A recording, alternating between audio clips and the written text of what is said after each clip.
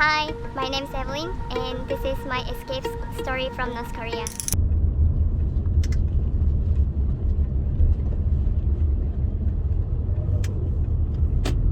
សួស្តីអ្នកទាំងអស់គ្នាខ្ញុំឈ្មោះ Evelyn ហើយអ្វីដែលខ្ញុំនឹងបង្ហាញអ្នកទាំងអស់គ្នានៅក្នុងវីដេអូនេះគឺជារឿងរ៉ាវដែលខ្ញុំកិច្ចចេញពីប្រទេសកូរ៉េខាងជើងក្នុងការរស់នៅប្រទេសកូរ៉េខាងជើងខ្ញុំអត់មានអ៊ីនធឺណិតប្រើទេខ្ញុំមិនដឹងថារឿងរ៉ាវអ្វីខ្លះដែលបានកើតឡើងនោះទេខ្ញុំមានអារម្មណ៍ថាវាអាក្រក់ខ្លាំងនៅពេលដែលមិនមានអ៊ីនធឺណិតបែបនេះមិនមានព័ត៌មានមិនដឹងអ្វីកើតឡើងនៅលើពិភពលោកវាមិនគួរបែបនឹងទេព្រោះមនុស្សត្រូវការដឹងអំពីមនុស្សផ្សេងទៀតដឹងពីរឿងរ៉ាវមួយចំនួនមិនមែនរស់ដូចកង្កែបក្នុងអណ្ដូងនោះទេខ្ញុំអត់ដឹងថាហេតុអ្វីបានជាលោកគីមចុងអ៊ុនគាត់ធ្វើបែបហ្នឹងនោះទេនៅកូរ៉េខាងជើងជីវភាពខ្ញុំអាចចាត់ទុកបានថាក្នុងកម្រិតមធ្យមព្រោះម្ដាយរបស់ខ្ញុំគាត់គឺជាអ្នកជំនួញម្នាក់ដូច្នេះគាត់ខំប្រឹងរកស៊ីសម្រាប់គ្រួសារ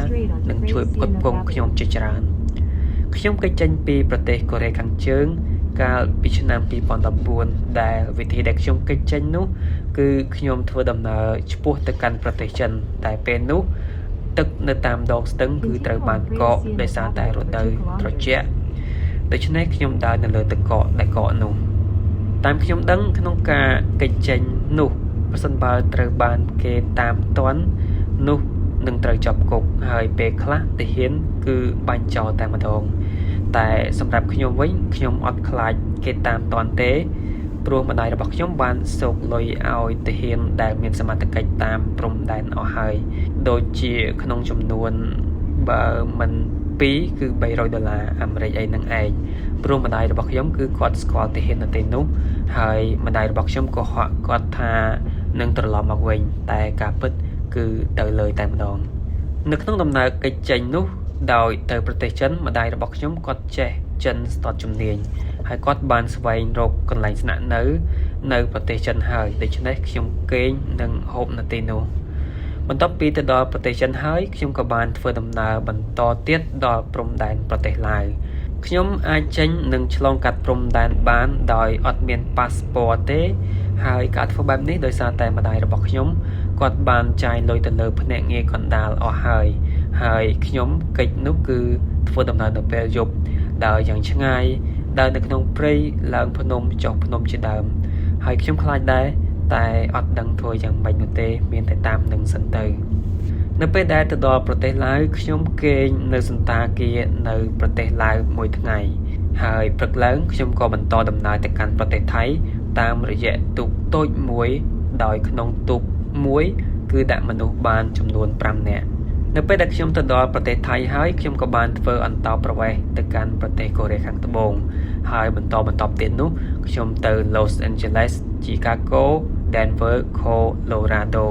នៅពេលនេះខ្ញុំរស់នៅ Denver, Colorado រយៈពេល3ឆ្នាំហើយជាមួយនឹងគ្រួសារចិញ្ចឹមរបស់ខ្ញុំដែលជាជនជាតិអាមេរិកហើយខ្ញុំក៏បានរៀនភាសាអង់គ្លេសនៅអាមេរិករៀនអំពីវប្បធម៌ហើយខ្ញុំក៏មានសញ្ជាតិអាមេរិកតែអតីតកាលរបស់ខ្ញុំនៅតែដិតដាមក្នុងចិត្តរបស់ខ្ញុំជានិច្ចមិនទាន់រសាយឡើយកាលពីមុនកិច្ចខ្លួនម្ដាយខ្ញុំសួរខ្ញុំដែរថាចង់កិច្ចខ្លួនចេញពីប្រទេសកូរ៉េខាងជើងទៅអាមេរិកដែរឬអត់ខ្ញុំក៏បានសួរទៅកាន់គាត់វិញថាតើទៅអាមេរិកដើម្បីអ្វីគាត់ក៏បានប្រាប់ថាមនុស្សជាច្រើនបានទៅអាមេរិកដើម្បីរៀនសូត្រព្រោះមានប្រព័ន្ធអប់រំល្អហើយម្ដាយខ្ញុំប្រាប់ខ្ញុំទៀតថាខ្ញុំគួរតែទៅអាមេរិកដើម្បីរៀនសូត្រឲ្យបានជ្រៅជ្រះនៅពេលនោះខ្ញុំនៅក្មេងខ្ញុំក៏និយាយថាខ្ញុំចង់ទៅនៅក្នុងប្រទេសកូរ៉េខាងជើងគឺគេនិយាយថាអាមេរិកគឺអត់ល្អនោះទេហើយកាលនោះខ្ញុំតែងតែលួចមើលយ៉ាងសម្ងាត់នៅរឿងរបស់ប្រទេសកូរ៉េខាងត្បូងនិងរឿងរបស់អាមេរិកហើយខ្ញុំគឺពិតជាចង់បានជីវិតបែបប្រទេសទាំងពីរនេះណាស់កាលនោះខ្ញុំមាន USB ដែលមានរឿងអាចមើលរឿងអាមេរិកនិងរឿងកូរ៉េខាងត្បូងបើនិយាយពីរឿងដែលរស់នៅកូរ៉េខាងជើងខ្ញុំអាចនិយាយបានថាគេលាងខួរក្បាលយើងតែម្ដងពេលខ្លះគេសម្លាប់មនុស្សនៅចំពោះមុខមនុស្សសម្លាប់អ្នកធ្វើបាតកម្មជាដើមស្ដែងតែម្ដងដែលនេះជាសកម្មភាពគំរាមអ្នកផ្សេងទៀតកុំឲ្យធ្វើបែបហ្នឹង នៅពេលដែលខ្ញុំចាក់ចេញពីប្រទេសកំណើតរបស់ខ្ញុំនឹកយាយរបស់ខ្ញុំជាខ្លាំងខ្ញុំអាចតាក់ទងទៅគាត់បានតតែសម្ងាត់ជាទីបំផុតហើយក៏ពិបាកជាទីបំផុតដែរទើបអាចតាក់ទងបានម្ដងព្រោះគាត់អត់មានអ៊ីនធឺណិតទេហើយការតាក់ទងនោះទៀតសោតគឺចំណាយប្រាក់ជាច្រើនយ៉ាងខ្លាំងនៅពេលនេះខ្ញុំសន្សំលុយបានទិញឡានមួយគ្រឿងហើយដែលខ្ញុំស្រឡាញ់វាខ្លាំងណាស់ហើយជីវិតខ្ញុំនៅទីនេះគឺពិតជាស្រស់ស្រាយខ្ញុំចូលចិត្តខ្លាំងហើយខ្ញុំនឹងខិតខំដើម្បីសម្រេចគោលដៅរបស់ខ្ញុំក្នុងការក្លាយទៅជាអ្នកជំនួយដូចជាម្ដាយរបស់ខ្ញុំដែរហើយបំណងប្រាថ្នាដ៏ធំរបស់ខ្ញុំចង់ឃើញប្រទេសកូរ៉េខាងជើងនិងប្រទេសកូរ៉េខាងត្បូងរួបរวมគ្នាដើម្បីឲ្យខ្ញុំអាចជួបលោកយាយរបស់ខ្ញុំនិងសាច់ញាតិរបស់ខ្ញុំនៅទីនោះជាពិសេសគឺដើម្បីក្មេងៗកូរ៉េខាងជើងបានចេញពីការបង្រៀននៅរឿងដែលមិនល្អដោយប្រទេសកូរ៉េខាងជើង